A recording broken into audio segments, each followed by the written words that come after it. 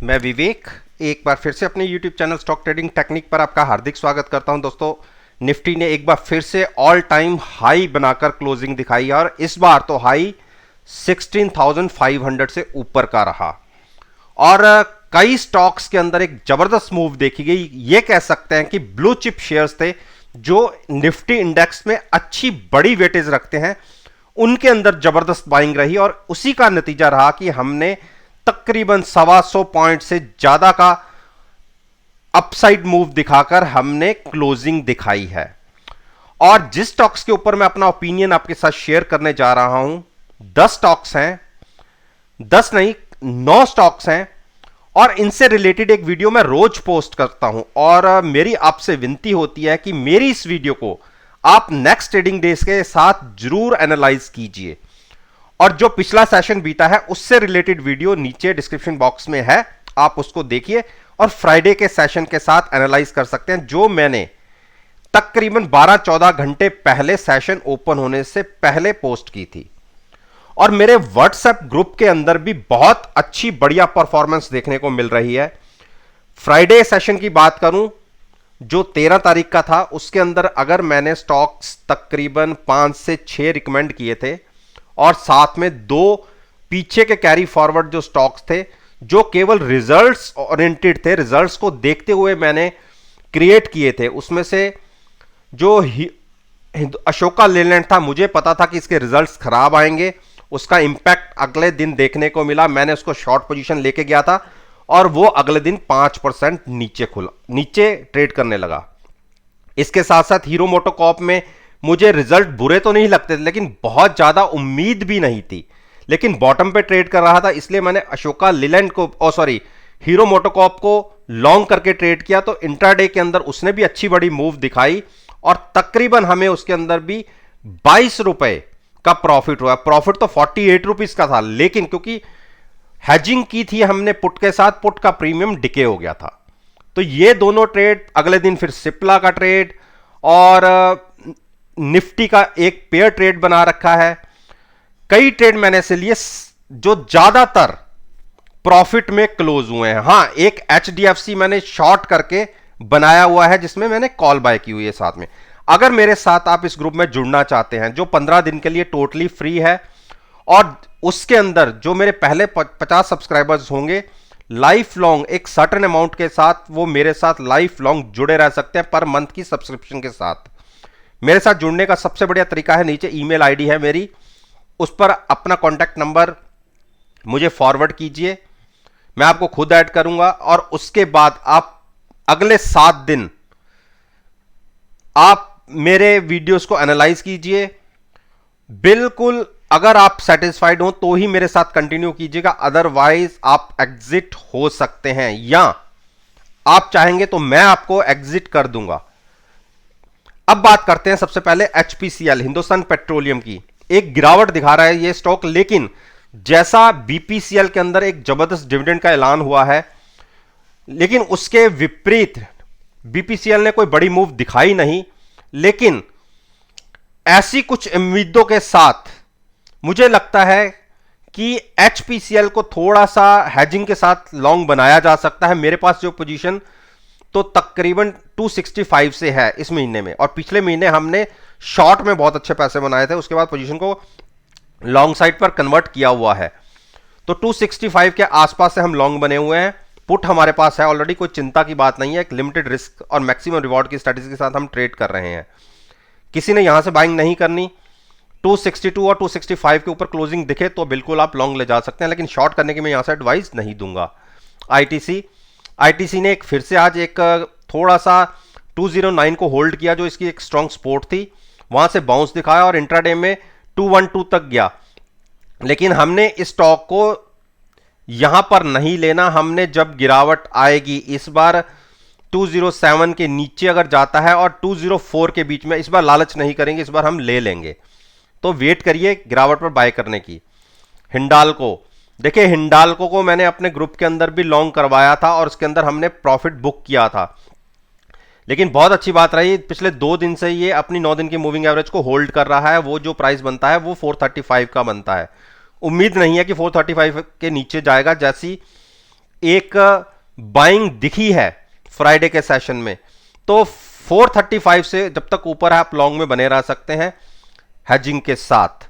Futures को bye कीजिए और एट द मनी पुट को साथ में बाय कीजिएगा। डॉक्टर रेड्डी, देखिए डॉक्टर रेड्डी फिर से उसी प्राइस पर आ गया। आपको पता है कि पिछले महीने हमने इसके अंदर 5420 की से लॉन्ग बनाया था और साथ में पुट थी 5400 की। 5400 के अंदर तो हमें 600-700 पॉइंट का प्रॉफिट हो गया, लेकिन फ्यूचर्स के अंदर उससे ज्यादा एक्स्ट्रा लॉस था। तो ये कहिए कि अभी जो ये स्टॉक हमारा है तकरीबन 4775 की एवरेज के आसपास से लॉन्ग बना हुआ है। तो अब वहां से भी गिरावट आ चुकी है, जबकि ये जो एक बाउंस मिला था ये हम इसको प्रॉफिट में कन्वर्ट नहीं कर पाए, जबकि नीचे से ये 200 पॉइंट रिकवर हुआ था। लेकिन अब फिर से ये 4630 के आसपास है। देखिए यही इसकी सपोर्ट है, बहुत बड़ी सपोर्ट है। मैं थोड़ा सा हाईलाइट कर देता हूं, आपको आसानी रहेगी देखने की। आप ये देखिए, इसी को इसने फिर से छुआ, यहां से भी पहले बाउंस आया था, तो हमने इसी प्राइस के आसपास 4650 की पुट के साथ लॉन्ग बनाया हुआ है। तो जिसका नजरिया थोड़ा सा लंबा है, सारे एफएम फार्मा सेक्टर्स के स्टॉक्स में एक बड़ी गिरावट देखी जा रही है, लेकिन कहीं ना कहीं तो ये बादल छटेंगे।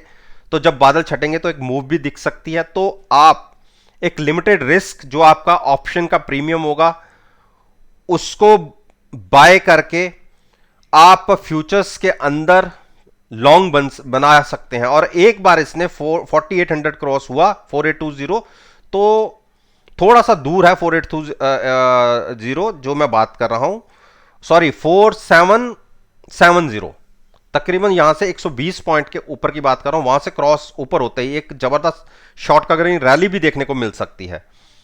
तो लिमिटेड रिस्क और मैक्सिमम रिवॉर्ड की स्ट्रेटजी के साथ हम तो लॉन्ग बने हुए हैं। बाकी जिसको थोड़ा सा सेफर साइड ट्रेड करना है वो 47 या 4800 के ऊपर क्लोजिंग मिलने पर लॉन्ग करे। सिप्ला, देखिए सिप्ला के अंदर मैंने 2 बार ट्रेड लिया, 2 भी क्यों 3-4 बार ट्रेड ले चुका हूं अपने व्हाट्सएप ग्रुप के अंदर और सभी में प्रॉफिट कमाया है। और इंट्राडे के अंदर हमने इसमें 7 से 8 रुपए बनाए, लेकिन जाते जाते फिर से इसको स्टॉक को हमने 897 के आसपास लॉन्ग किया है। तो उसी प्राइस के आसपास क्लोजिंग मिली है। मेरे को यह लगता है कि यह इसकी एक बहुत बड़ी सपोर्ट है जहां पर यह ट्रेड कर रहा है इस टाइम 890 के आसपास। हां, इसके नीचे अगर किसी दिन इसने क्लोजिंग दिखा दी तो 875 और उसके बाद तो टारगेट बहुत नीचे के हैं। लेकिन साथ में हमारे पास 1900 की पुट भी लॉन्ग है, बाय की हुई है, इसलिए हमारा लिमिटेड रिस्क है, कोई मैक्सिमम रिस्क नहीं है। केवल 15-16 रुपए की जो हमने पुट बाय की है वही हमारा मैक्सिमम रिस्क है। लेकिन अगर यहां से बाउंस मिला, ये स्टॉक 912-913 के ऊपर चला गया, तो वैसे ही हम बहुत अच्छे प्रॉफिट में आ जाएंगे। और वो इसका एक रेजिस्टेंस जोन है, उसको क्रॉस करते ही एक बड़ी मूव देखी जा सकती है। लेकिन हम इतनी बड़ी मूव में वेट ही नहीं करते, हमें इंट्राडे के अंदर ही 4 से 5 रुपए चाहिए होते हैं, वो हम लेके पोजीशन से एग्जिट हो जाते हैं और फिर अगले दिन जो जहां खुलेगा वहां पे पोजीशन बनाने की एक स्ट्रेटजी रहती है। तो हम नाइट में पोजीशन को कैरी करने पर खामखा अपने इंटरेस्ट का लॉस क्यों करें। तो ये हमारी एक स्ट्रेटजी रहेगी। जिसको बाय करना है, वो जिसका नजरिया थोड़ा सा लंबा है, 913 के ऊपर कर सकता है। पहले ये प्राइस था 925, धीरे धीरे मूविंग एवरेज नीचे आ रही है, इसलिए फ्राइडे क्लोजिंग के हिसाब से प्राइस बनता है 913 का। भारती, देखिए भारती को मैंने आपसे क्या कहा था कि मैंने इसको शॉर्ट करके ट्रेड लेना है, और जो मैंने लिया भी था, मैंने पिछली वीडियो में बोला भी था कि हमने 630 पर इसको शॉर्ट बनाया हुआ है और कॉल बाय है। आज थोड़ी सी मूव ऊपर मिली, लेकिन सुबह सुबह इसने एक बार तकरीबन 10 रुपए का प्रॉफिट भी दिखा दिया था, लेकिन हमने बुक नहीं किया। हमारा टारगेट तकरीबन 610 के आसपास का था, जो हमें देखने को नहीं मिला। उसके बाद स्टॉक पलट गया और ऊपर की तरफ ट्रेड करने लग गया। शॉर्ट पोजीशन अभी भी है हमारे पास और हमने उसको कैरी किया है। जिसको लॉन्ग करना है, अगर प्राइस गिरावट में 610 और 585 के कहीं बीच में मिले तो लॉन्ग कीजिएगा, अदरवाइज थोड़ा सा वेट कीजिएगा। बजाज फाइनेंस, बजाज फाइनेंस के अंदर एक गिरावट का रुख देखा जा रहा है। जैसे हमने यहां पर एक लॉन्ग पोजीशन बनाई थी 6075 के आसपास तकरीबन 2 दिन पहले, अगर वहां तक प्राइस फिर से आता है तो फिर से जिसको ऐड करना है लॉन्ग साइड पर बिल्कुल करिएगा। यहां पर थोड़ा सा अवॉइड कीजिए।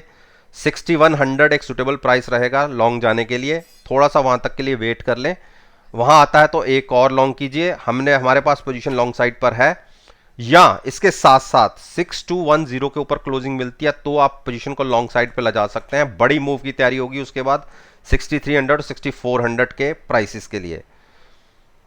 अरविंदो फार्मा, देखिए अरविंदो फार्मा ने तो बहुत ही, जो कह सकते हैं कि इतनी बड़ी गिरावट की उम्मीद तो मैंने भी नहीं की थी, और मैंने अपने ग्रुप के अंदर इस स्टॉक को बिल्कुल बाय किया हुआ है। ग्रुप में नहीं, सॉरी, यहां पर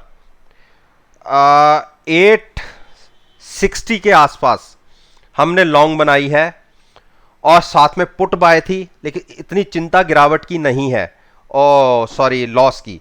लेकिन जो प्रीमियम का लॉस है वो भी तो लॉस ही है। तो हम तो खैर हैजिंग के साथ हमने ट्रेड बनाया हुआ है और पुट के अंदर बहुत अच्छे पैसे आ रहे हैं। हाँ, फ्यूचर्स में उससे ज़्यादा थोड़ा सा नुकसान हो रहा है। तो अब मैं ये तो नहीं कहूँगा कि आप और ऐड कीजिए, क्योंकि यही एक क्रूशियल लेवल था। उसके बाद तो आप ये मान के चलिए ये 220 के जो नवंबर के जो लोज थे उसके आसपास ये ट्रेड कर रहा है। 4 नवंबर 2020 के जो लो थे उसके आसपास ये स्टॉक ट्रेड कर रहा है। तो अगर यहां से ज्यादा और गिरावट आई फिर आप ये मान के चलिए 647 645 के आसपास जाके ये रुकेगा। लेकिन चिंता नहीं है, हमारे पास अपनी पुट भी साथ में बाय है।